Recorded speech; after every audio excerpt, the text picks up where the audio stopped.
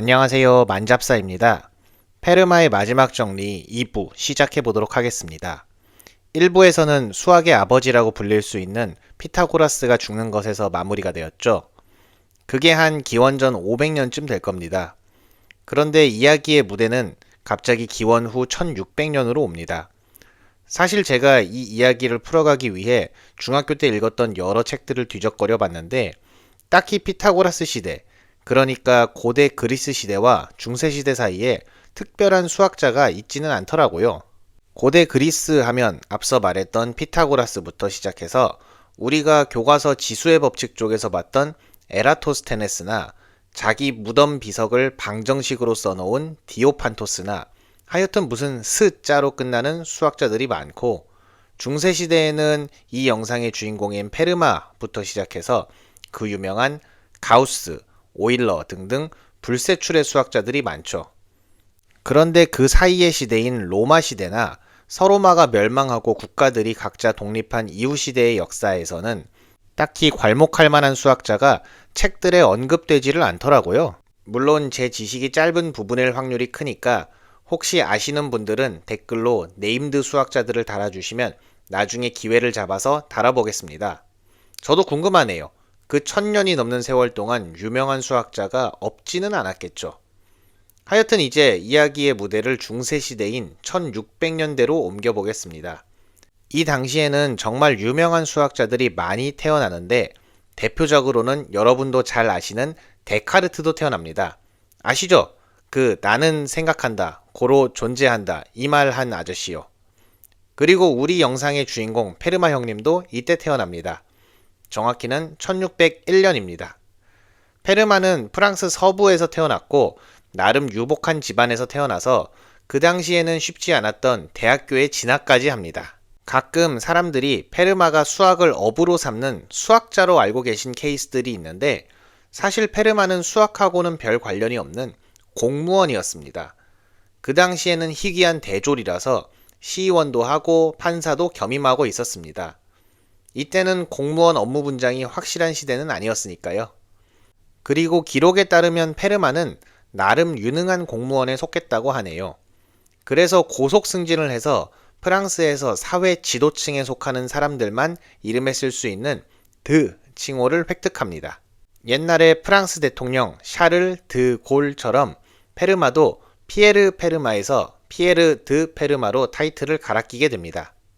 그런데 사실 페르마가 유능한 부분도 있었지만 페르마의 고속 승진의 비결은 하필 그때 흑사병이 이탈리아에서부터 시작해서 독일, 프랑스 사람들을 무진장 죽여버려서입니다. 그때는 사람들이 위생이니 공공보건의 개념이 없어서 상류층이고 하류층이고 안 가리고 아무나 죽던 시절이어서 상류층의 빈자리를 채우려고 페르마가 고속 승진한 부분도 없지 않아 있습니다. 그렇게 하여튼 능력 반, 운빨 반으로 상류층에 안착했는데 원체 출세하려는 욕망이 없는 양반이라서 할 일이 없을 때 소일거리로 뭘 할까 하다가 이분이 취미를 붙인 게 수학입니다. 그런데 이 형님이 수학을 한번 파기 시작하니까 장난이 아니더랍니다. 물론 프로 수학자는 아니어서 엄밀히 말하면 아마추어 수학자에 속했던 페르마지만 현재 수학자들은 페르마를 아마추어 수학의 왕자 혹은 아예 수학을 너무 잘하셔서 아마추어로 분류 안 하는 사람도 있습니다. 지금 게임의 롤 정도로 보면 리그에 나갈 프로게이머까지는 아니지만 등급전에서는 꽤 상위 단계 랭커 정도의 포지션인 것 같습니다. 페르마는 그래도 천성이 공무원이어서 수학은 어디까지나 취미의 영역에만 머물렀고 다른 수학자들과 적극적으로 교류하거나 그러진 않았습니다. 사실 이때 당시 수학자들은 연구 업적을 공유하기보다는 자기만의 비법처럼 숨기는 게 유행이었습니다. 그때는 컴퓨터가 없어서 수학자들이 상인이 의뢰했을 때 자기만의 방법으로 빠른 계산을 해주는 것이 곧 돈이 되는 시대여서 연구 성과 교류에 적극적이지 않았습니다. 그런데 여기에 또 특이한 인물이 하나 나타나는데 그게 메르센 신부입니다. 성직자이면서 수학자이기도 한 이 메르센이라는 아저씨는 여러 수학자랑 교류하는 걸 즐겼는데 하나 문제는 수학자들이 메르센한테 편지로 너만 알고 있어 하면서 새로운 계산법이나 이런 걸 공유하면 이 아저씨는 그냥 빠꾸 없이 다른 수학자들하고 공유를 해버렸습니다. 이게 이 사람이 못돼 먹어서 그런 게 아니라 메르세는 좀 수학자들이 자유롭게 의견 교환을 하고 했으면 하는 바람이었다고 합니다.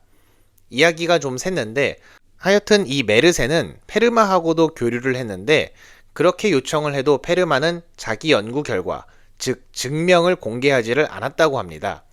이게 페르마도 그때 당시 폐쇄적인 풍조에 동조했다기보다는 어차피 취미 삼아서 하는 수학인데 그냥 나만 보고 만족하면 됐지 그걸 또 누구하고 공유하고 토론하기는 싫었던 것 같습니다. 이런 히키코모리 같은 페르마는 여러 가지 수학 분야를 연구했는데 그 중에서 가장 관심을 가졌던 것은 정수론이라고 합니다. 사실 저는 문과라서 잘 모르지만 옛날에 정수론 책을 한번 본 적이 있는데 그때 페르마란 이름을 책에서 꽤 자주 봤던 기억이 있습니다. 페르마는 정수론을 공부하기 위해 디오판토스가 지은 아리스메티카를 항상 곁에 두고 읽었다고 합니다. 제가 처음에 말씀드렸던 것처럼 영상의 수학적인 내용을 많이 포함하고 싶지는 않아서 자세히 다루지는 못하지만 페르마는 친화수라는 개념을 발견하고 미적분의 기초가 되는 연구를 했으며 파스칼과는 가끔 교류를 하면서 확률론을 창시하기도 했습니다. 이렇게 많은 업적을 세우고도 어디까지나 그에게 수학은 취미에 불과했기 때문에 당시 수학자들에게 페르마는 별로 알려지지 않았습니다. 하지만 앞으로 350년간 페르마의 이름을 수학계에 그야말로 떨칠 수 있는 발견을 하게 되는데 그게 바로 영상의 주제인 페르마의 마지막 정리입니다. 37살이 되던 때 아리스메티카를 읽으면서 피타고라스의 정리를 보던 페르마는 갑자기 이상한 생각을 하게 되죠. 야, 이거 제곱을 3제곱, 4제곱으로 올려도 정수회가 나오나? 이리저리 통박을 굴려본 페르마는 결국 하나의 결론에 다다르게 됩니다. 그리고 이 아저씨가 오지게 읽던 아리스메티카의 구석에다가 이렇게 써놓습니다. x의 n승 더하기 y의 n승은 z의 n승이다. 만약 n이 3 이상의 정수라면 x, y, z의 서로 다른 정수에는 존재하지 않는다. 이게 그 유명한 페르마의 마지막 정리입니다.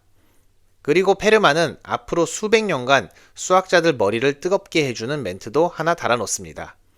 나는 이 정리를 경이적인 방법으로 증명했지만 이 책의 여백이 너무 좁아서 옮기지는 않겠다.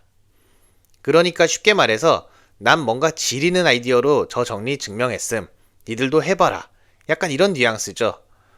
하지만 이 정리도 페르마가 다른 수학자들과 교류를 하질 않아서 페르마가 30년 후에 죽기 전까지 아무도 몰랐다고 합니다. 페르마는 이후 계속 공무원으로 그리고 판사로 살다가 1665년에 병에 걸려서 세상을 떠나고 맙니다.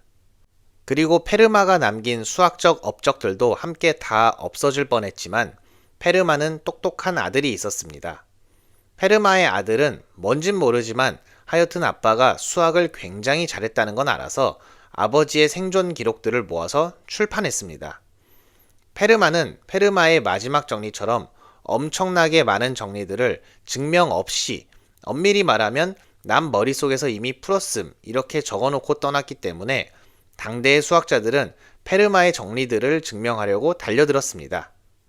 그래도 당시 유럽에서 한 수학한다는 양반들이 다 달라붙어서 풀었기 때문에 웬만한 페르마의 정리들은 증명이 됐습니다.